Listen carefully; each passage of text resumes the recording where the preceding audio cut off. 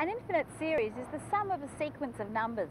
Series have lots of uses in applied mathematics, like in the building of a bridge. Well, we're on the amazing Glebe Island Bridge here in Sydney. As you can see, it's under construction and one of the people building it is Alistair. G'day, Alistair. Alistair, what's your role here in the construction? My role on the construction is basically as a site engineer, looking after the everyday engineering problems that occur on the towers. So here we have the eastern side of the bridge, and how do you get the two sides to join perfectly?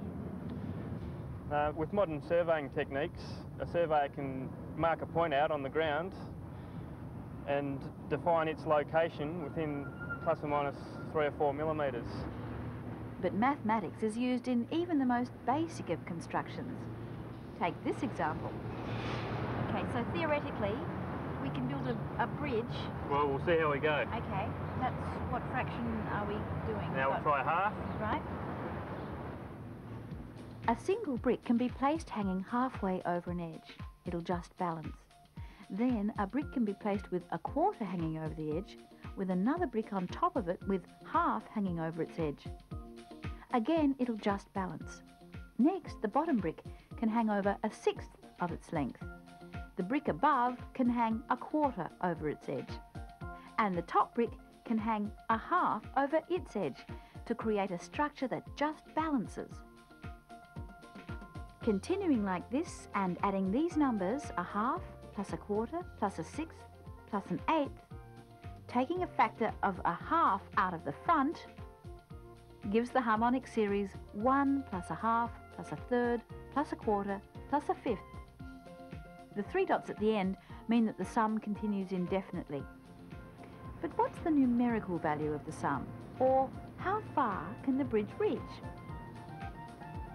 By looking at their partial sums, that is, by adding the terms and keeping a running total, we hope to see a pattern and use this pattern to give us the infinite sum.